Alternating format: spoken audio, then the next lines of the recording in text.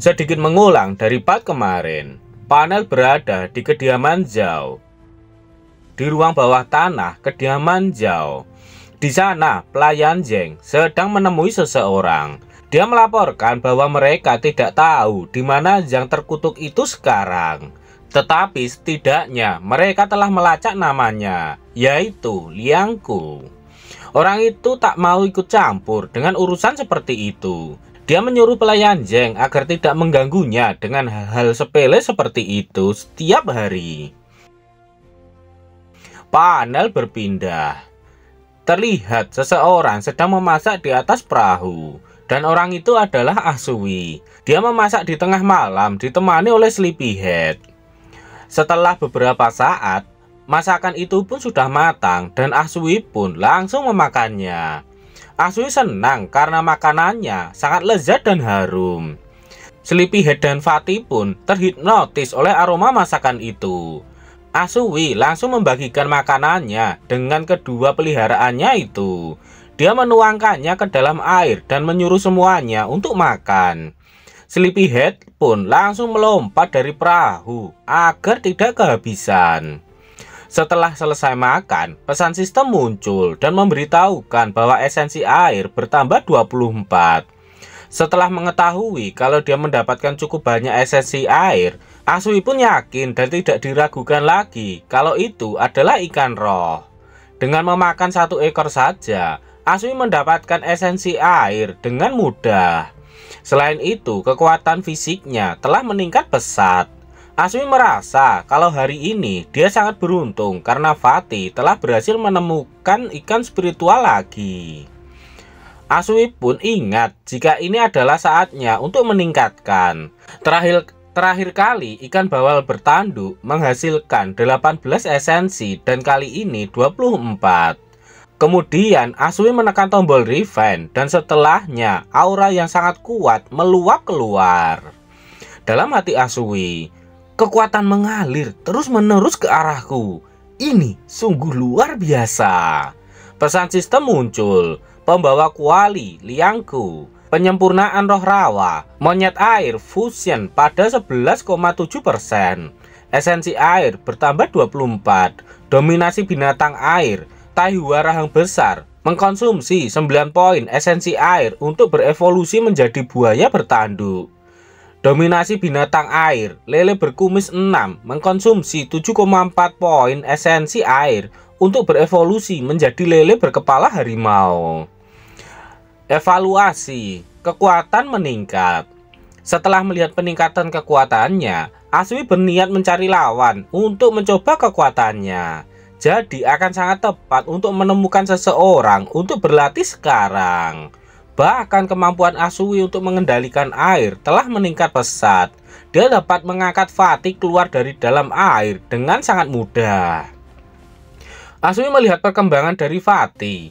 Bahkan dengan beberapa sisa makanan saja untuk dia makan, esensi air yang dibutuhkan Fatty untuk bergerak telah bergerak cukup banyak. Aquatic Beast Dominion, Grijau Taihua, mengkonsumsi 779 poin esensi air untuk berevolusi menjadi buaya bertanduk. Aquatic Beast Dominion, lele berkumis 6, mengkonsumsi 779 poin esensi untuk berevolusi menjadi kepala harimau.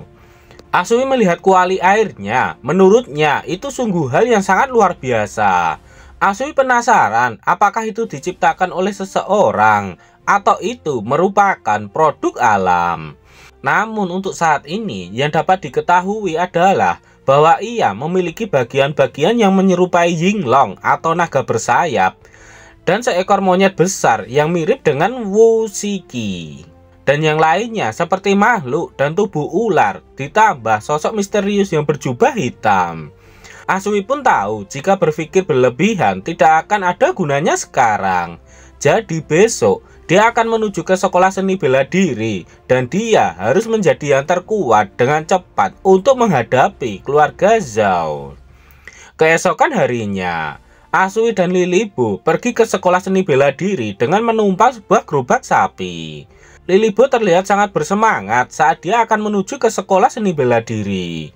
Karena sudah tidak sabar, Lilibo bertanya kepada sopir gerobak butuh berapa lama waktu yang mereka perlukan untuk sampai di sana. Singkat cerita, mereka pun telah sampai. Lilibo sangat senang setelah mulai terlihat banyak orang. Panel berpindah di dalam kota Pingyang. Terlihat di sana sangat ramai dengan aktivitas orang yang berlalu lalang di jalan. Asui dan Lilibo pun turun dari gerobak sapi dan tak lupa Lilibo berterima kasih kepada sopir gerobak itu. Yang pertama mereka lakukan di sana adalah makan. Karena sudah seharian mereka di jalan dan perut mereka sudah sangat keroncongan. Mereka juga melihat kerajinan tangan di sana. Bahkan mereka juga melihat atraksi yang membuat Lilibo sangat terkejut. Dan di balik keramaian kota, ada seseorang yang mencurigakan sedang mengamati sesuatu. Dia bertanya kepada temannya, apakah temannya itu benar-benar berpikir bahwa anak itu akan datang ke sini. Dengan sangat yakin, orang yang berbaju merah itu membenarkannya. Sebelumnya, dia mendengarkannya dengan telinganya sendiri, memberitahu anak laki-laki dari keluarga Lee bahwa dia akan mendaftar di sekolah yang hari ini. Anak nakal itu menjual ikan kemarin seharga 6 tael dan 5 koin. Orang itu bertanya, apakah teman-temannya itu tahu berapa banyak uang itu. Bahkan menjual istrinya tidak akan memberikan uang sebanyak itu. Pria yang berambut putih mengatakan 6 tael dan 5 koin. Mereka akan mendapatkan masalah dengan kantor hakim karena itu. Si baju merah mengatakan jika dia tidak tahu apa-apa, memberikan uang sebanyak itu ke sekolah bela diri adalah pemborosan. Dan mereka hanya membantunya mengelola kekayaannya. Jalan ini adalah satu-satunya rute ke sekolah. Dan tidak banyak orang di sekitar sana sekarang. Dan inilah saat yang tepat. Benar saja, tak lama kemudian, Asui dan Lilibo pun muncul di sana sesuai dengan perkiraan si baju merah. Asui dan Lilibo belum menyadari adanya bahaya yang menunggunya di depan. Lilibo bertanya kepada Asui, apakah Asui pikir setelah Lilibo menyelesaikan latihannya, dia akan dapat mengalahkan beberapa dari mereka. Asui mengatakan jika dia tidak tahu. Asui tersenyum melihat semangat dari Lilibo. Dalam hati Asui, namun dengan kekuatanku saat ini, aku bahkan tidak tahu berapa banyak yang bisa kulakukan. Meskipun mungkin aku bisa menangani beberapa. Tiba-tiba si rambut putih muncul dan langsung mengagetkan Asui dan Lilibo. Kemudian si baju merah muncul dan mendorong kepala si rambut putih. Dia berkata, "Hai nak, kita bertemu lagi. Sekarang serahkan uang yang kau bawa.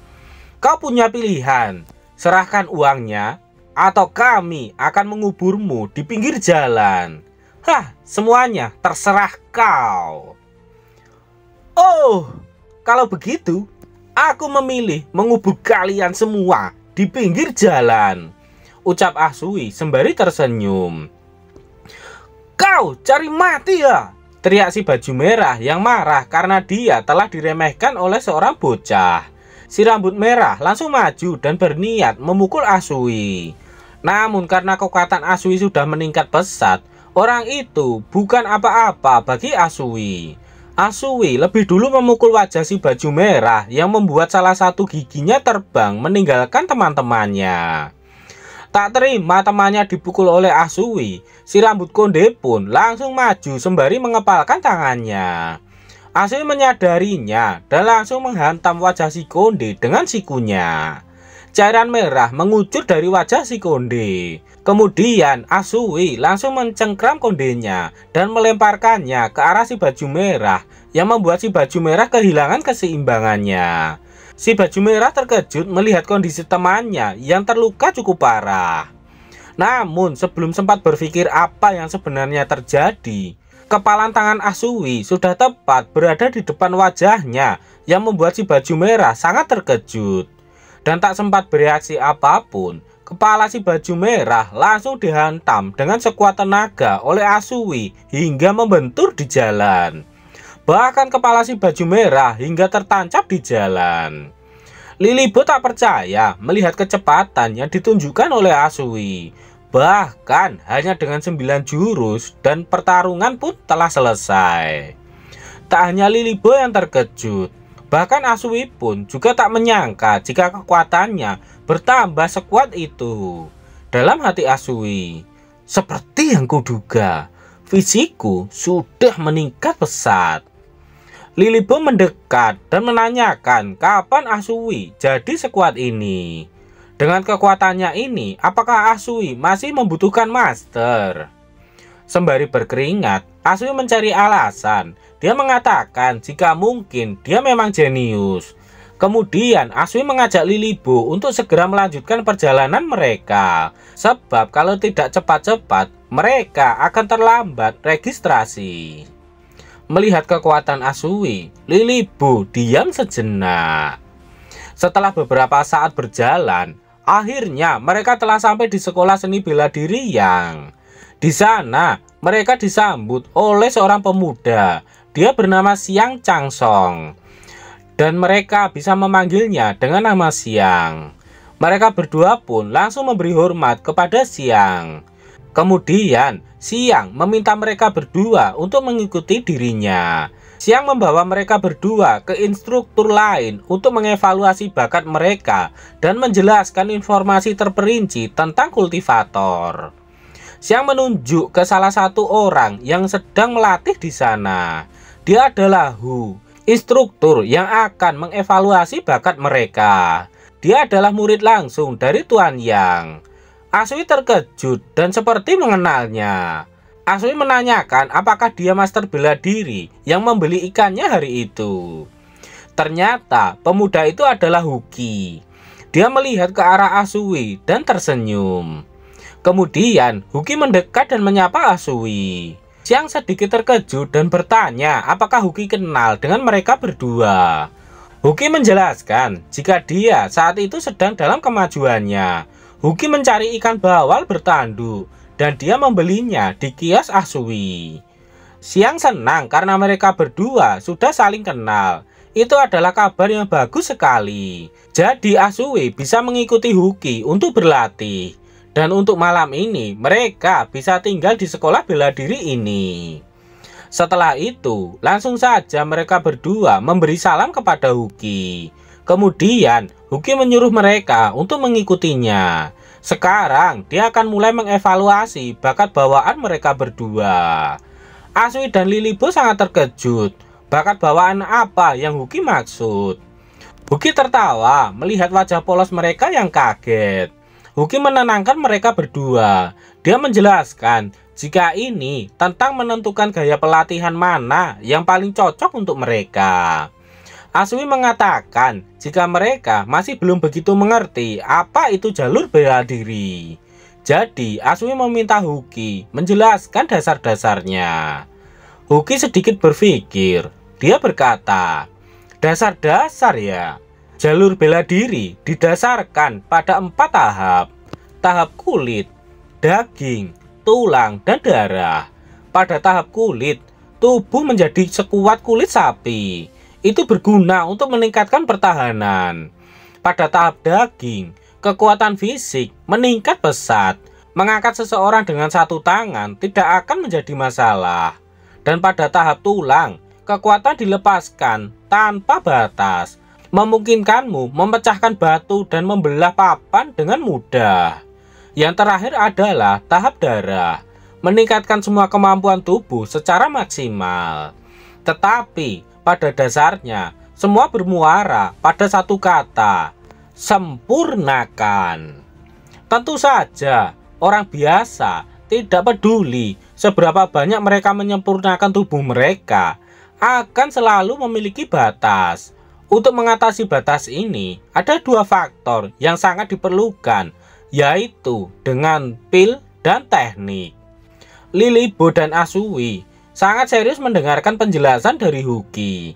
Lilibo bertanya tentang apa teknik dan pil yang dimaksud. Huki melanjutkan, lebih tepatnya, teknik mengacu pada metode pelatihan. Misalnya, di sekolah yang kami memiliki 3 gaya bertarung. Dengan metode yang tepat, seseorang dapat maju selangkah demi selangkah. Asui akhirnya paham bahwa yang dikatakan oleh Huki itu adalah teknik kultivator. Kemudian Asui menanyakan tentang pil. Huki kembali melanjutkan, jika teknik adalah tenaga untuk maju, tangga ini curam dan berbahaya. Untuk mendaki dengan cepat dan mantap, kita membutuhkan pegangan tangan untuk membantu kita. Dan pegangan tangan itu adalah pil. Ikan bawal bertanduk yang kau jual padaku adalah jenis pil yang kita butuhkan. Dalam hati Asui, itu mengagumkan. Dengan kuali keberuntunganku, bukankah aku akan bisa mendapatkan semua ini dengan mudah? Huki mengatakan agar mereka jangan terburu-buru. Jalan hidup itu sangat panjang. Pertama-tama, mereka harus berkonsentrasi pada setiap langkah yang akan mereka ambil. Asui pun berterima kasih kepada Huki karena telah menjelaskan dan langsung meminta tolong agar segera mengevaluasi bakat bawaan mereka. Dan dari arah lain, terlihat ada 4 orang yang sedang memperhatikan Asui. Apakah ini orang yang kamu bicarakan, Tuan Zhao? Ucap orang yang berambut biru. Dia bernama Lu Yancai. Orang yang bernama Zhao mengatakan jika benar itu orangnya. Jadi sementara Yanci mengeluarkan mereka dari sekolah bela diri ini, Zhao akan mengurus apa yang Yanci minta dari dirinya. Dia adalah Yao Sui Yuan. Apa yang akan terjadi pada Asui dan Lilibu? Nantikan kelanjutannya di part berikutnya. Kalau komiknya udah update.